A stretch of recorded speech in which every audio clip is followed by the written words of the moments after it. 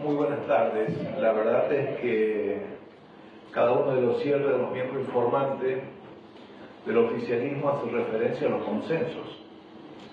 Y si hay algo que quebró consenso fue lo que sucedió hace rato con la famosa Comisión de Asuntos Constitucionales. Si hubiera consenso, se hubiera reconsiderado el hecho. Definitivamente, y aún a pesar de eso, y por la responsabilidad institucional que le cabe a este bloque, sigue en el recinto, tratando de compaginar el desaguisado institucional de hace unos momentos. A partir de ahí, y construyendo una mirada no ética, porque la verdad que plantear en un presupuesto, en el informe, cómo empezó el desarrollo de los miembros informantes que hicieron referencias a las estadísticas inflacionarias del mundo, la verdad que la manipulación estadística que se hace en todo este anteproyecto es terrible. Quieren comparar la situación argentina con el resto del mundo como una evolución temporal de los distintos países, del nivel de precios post-pandemia. Y dice que el tope de la lista está Portugal con la inflación que subió 21 veces previo a la pandemia. Lo que no dicen en el informe es que Portugal tenía una inflación del 0.4 anual. Entonces ahora Portugal en todo un año tuvo una inflación del 8% anual. Nosotros tenemos una inflación del 8% mensual. ¿Está? Entonces, cuando se hace esa manipulación estadística, la verdad que estamos muy lejos nosotros de eso y de querer compararnos con el primer mundo, porque no lo estamos. Y no podemos hablar del primer mundo aquí, menos en manipulación de estadísticas. Recién escuchaba que se plantea también la cuestión de superávit. Yo digo, ¿cómo logran el superávit? Con manipulación estadística. Los superávit también se logran mintiendo en los presupuestos que la inflación de este año iba a ser del 35%. ¿Se acuerdan que dijimos en nuestro bloque que no iba a ser del 35%, que iba a ser del doble? También nos quedamos cortos. Corta la bocha, como me dicen por ahí. Obviamente la inflación es de casi el 100%. Se triplicó. No estábamos equivocados entonces cuando no acompañamos el presupuesto del año pasado. Y esa manipulación estadística sirve mucho porque se produce un agujero negro. Porque los recursos de la provincia previstos en el presupuesto del año 2022, es decir, el que estamos ejecutando hoy, ya ingresó toda la plata el 31 de octubre en materia coparticipada y en materia de recaudación propia. Quedan 2 meses de plata disponible para el manejo provincial. Entonces, cuando empezamos a hablar de números, y se hablaba recién de que teníamos, o por lo menos lo plantea el presupuesto, tener mayor independencia de la nación, hay que decir que la proporción de recursos propios, es decir, la recaudación provincial, el mejor momento fue el 2017. 2017 pegó Macri, 16.8. Para el 2023 se prevé el 15. Es decir, cada vez estamos siendo más dependientes de la nación. Por más que nos hablen de récord de recaudación, obviamente en términos nominales hay que preguntarle a la gente si le alcanza para vivir, los sueldos.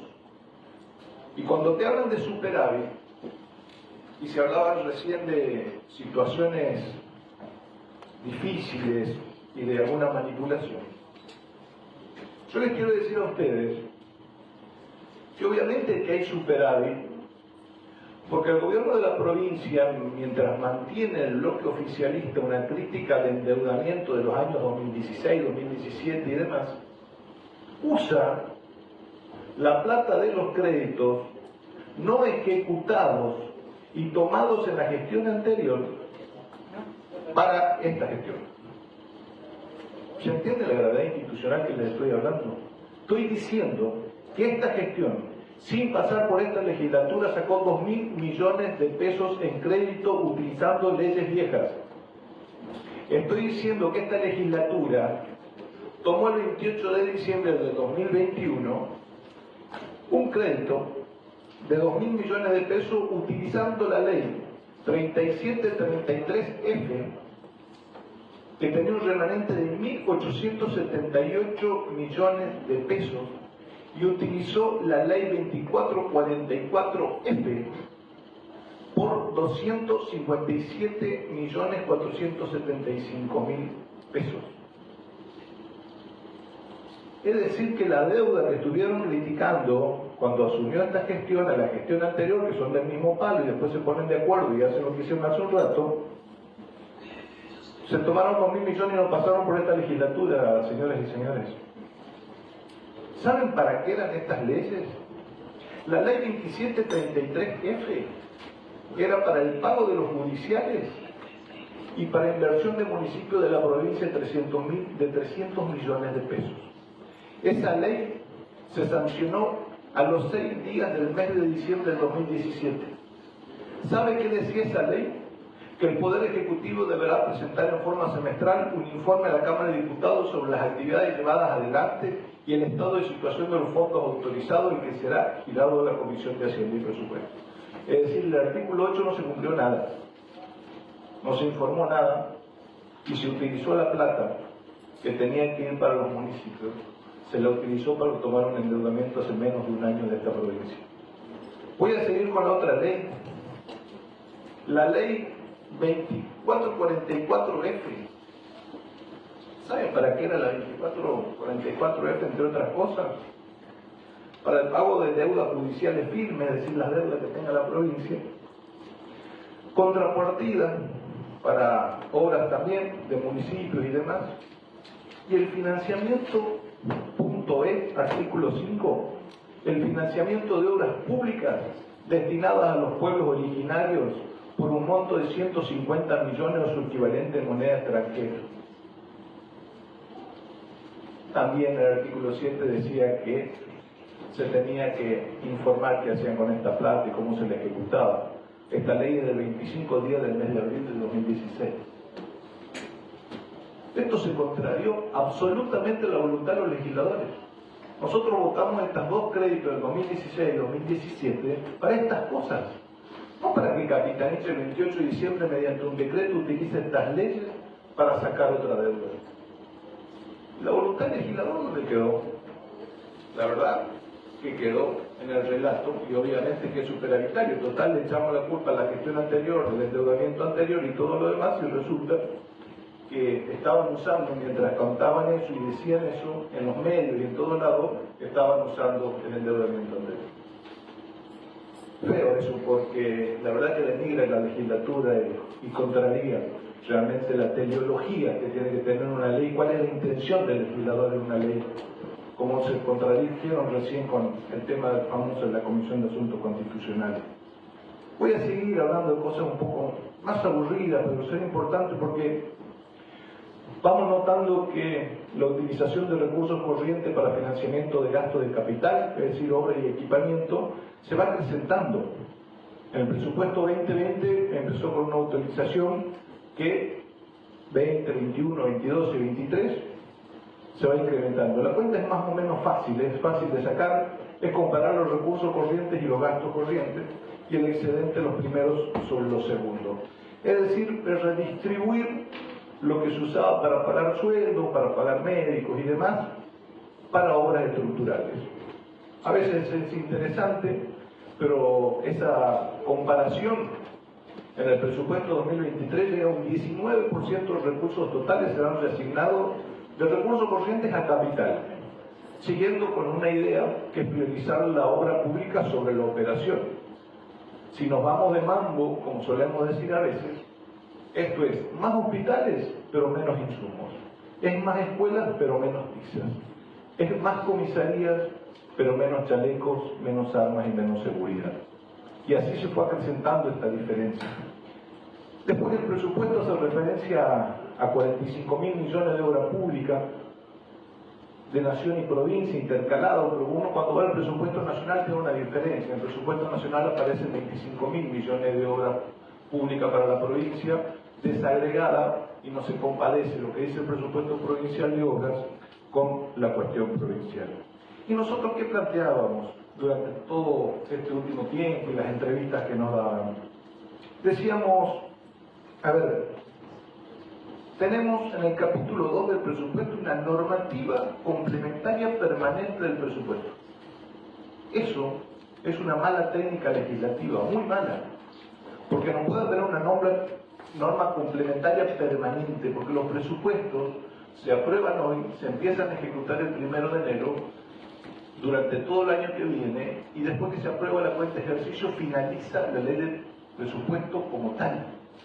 No puede haber normativa permanente. Dentro de ese paquete de normativas permanentes y todo lo demás, claro, está lo peligroso, está el no tratamiento a los grandes déficits que tiene hoy la provincia.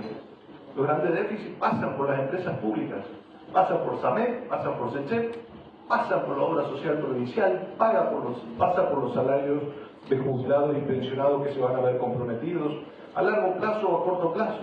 Estamos aportando 2 activos por cada pasivo, cuando lo normal es 5 activos por cada pasivo para sostener el sistema previsional.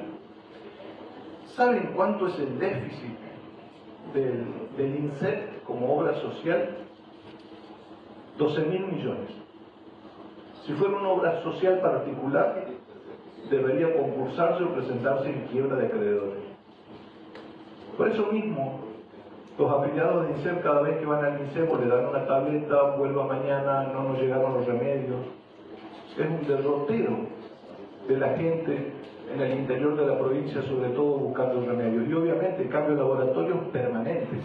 Saben con un laboratorio, después otro, tratando de juntar el genérico, que a veces, lamentablemente, parece que el impacto no es el que debería ser para todos y cada uno de nosotros o de quienes son afiliados a la obra social. Y yo quiero seguir con muy pocas cosas porque la verdad que desanima mucho y no quiero hablar tanto de números, pero miren, acá tengo la última nota hablando de los déficits de SECHEP que le manda el presidente SECHEP a Camesi. Dice: en carácter de presidente del Servicio Energético del Chaco, vengo a decirle lo siguiente: que quiero pagar el saldo acumulado de los meses de septiembre, octubre y noviembre. Proponemos cancelarlo con entrega de 12 cuotas mensuales iguales y consecutivas de 298.868.000 pesos pagaderos a partir del 21 de enero. Y el pago de diciembre con un solo cheque, que se va a depositar al vencimiento de la transacción el 12 de diciembre de 2012. Todo esto para acceder a la planificación y pago de deuda anterior. O sea que septiembre, octubre y noviembre están sin pagar las boletas que pagamos todos. La de diciembre ya llegó y no la pueden pagar. Y hasta agosto no tienen nada pagado y deben más de 30.000 millones de pesos, sumados al déficit anual de 6.000 millones de pesos de SECHEP. Y reiteramos la pregunta: ¿dónde está toda esta plata si toda esta boleta la pagamos? Y va a salir de la caja única, así como también desde la caja única pretenden sostener el INSEP, más de 4.000 millones en decreto, que no vale la pena que los lea. Si los necesitan se los voy a alcanzar más adelante, porque, como insisto, no quiero demorar demasiado. Vemos algunas cuestiones que tienen que ver detalles por partidas. La deuda de la provincia del Chaco, que va a ser muy difícil ahora, ¿no? Después que se enteraron que violentaron toda la normativa y después para qué estaban destinados los montos de los créditos anteriores, poder sostener esa discusión. Fíjense con la variación de la deuda en dólares. Por ejemplo, la deuda en dólares de la provincia creció de 82.000 millones de agosto del 2022 a 94.340.000. Es decir, creció 12.000 millones sin nuevo endeudamiento, sino por la masa de deuda Y esa masa de deuda simplemente va a comprometer a todos, porque el año que viene, en enero, hay que pagar 6.350 millones, en febrero 3.539 millones, en marzo 2.783 millones, y después un poquito más liviano, yendo hacia el periodo eleccionario, pero siempre en el marco de los 3.000 millones. Y recién escuchaba yo muy atentamente que me hablaban de un muy buen refinanciación de deuda. Claro, obvio, linda refinanciación de deuda, porque en 2022, este año, se pagan 52 millones. Pero en el 2024, cuando viene el nuevo gobierno, va a tener que pagar 136. Y en el 2025 hay que pagar 70 millones de dólares. Y en el 2026, 77 millones. Es decir, en términos prácticos, esto es hágase cargo el que viene. ¿Está? Eso quiero dejarlo bien sentado, porque después todos los que están mudos y callados y no protestan por casi nada, dentro de un año van a estar todos llenando la plaza y protestando por casi todo.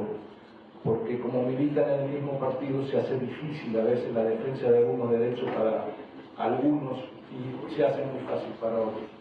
Y en síntesis, yo quisiera terminar con algunas preguntas, porque tengo por acá anotado, si me disculpan 2 segundos, aquí está, miren. El presupuesto, este es el número 15 que nos manda este gobierno. 15 presupuestos, 15 años.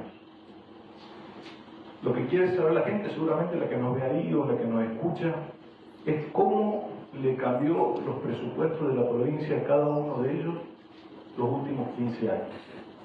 Porque los números son difíciles, entonces los papás que están viendo sienten que los hijos tienen mejor educación, sienten que tienen mejores comedores, estuvieron hablando de eso aquí, sienten que tienen mejor infraestructura escolar, sienten que los bancos están todos bien. En las ciudades se sienten seguros en materia de salud. Llegaron muchos médicos a los pueblos, a las salitas sanitarias. Sienten que están cuidados en ese sentido. Sienten que tal vez no hay la seguridad de no terminar siempre derivando y saturando a los profesionales de los hospitales de Cerdeña Resistencia. Sienten esa gente que escucha durante 15 años que hay más seguridad. Yo creo que lo que estamos viviendo últimamente es simplemente que estadísticamente las denuncias no se hacen, pero sí se siente la inseguridad, definitivamente. ¿Creen que los problemas de drogadicción, de narcomenudeo aumentaron o disminuyeron con estos presupuestos? ¿Creen que disminuyó la pobreza? Ustedes saben que es difícil que lo crean, porque ni el INDEC ni quienes recorren cada uno de los barrios sienten que haya disminuido. Sienten que los gastos que hace el gobierno de la provincia son esenciales, son básicos, o que se dilapida el dinero. A los jóvenes que puedan estar escuchando esto y a los que no les interesa la política, ¿creen que en estos 15 presupuestos que va mandando Capitanich lo llevó a un futuro mejor? Creo también que esta pregunta también se debe hacer al sector productivo. Deben decir, caramba, somos más o menos personas en el campo que pueden vivir del campo de 25 o 30 hectáreas. Yo creo que definitivamente el impacto de los presupuestos está en la gente y no en las bancas. Y el impacto del presupuesto de los últimos 15 años tiene un montón de promesas incumplidas, desde los 100.000 puestos de trabajo, a la reconversión productiva, a la creación de industrias. Seguimos con una provincia donde 200.000 personas viven de jubilaciones nacionales o pensiones, donde el empleo privado no ha superado ni siquiera las 100.000 personas, donde el empleo público ve definitivamente degradado su salario. Y en ese marco de esas respuestas que mucha gente no tiene durante 15 años del presupuesto que mandó Capitanich, nuestro bloque, por haberse violentado la intención del legislador de buena fe, que habíamos aprobado esos créditos para vivienda de nuestros hermanos aborígenes, por esa violencia que hay en el bicicleteo permanente, por esa fractura institucional gratuita de quienes estamos aquí debatiendo en paz, en democracia y sin gritos, señora Presidente, vamos a votar seguramente nuestro bloque que quede en cartera. Muchísimas gracias.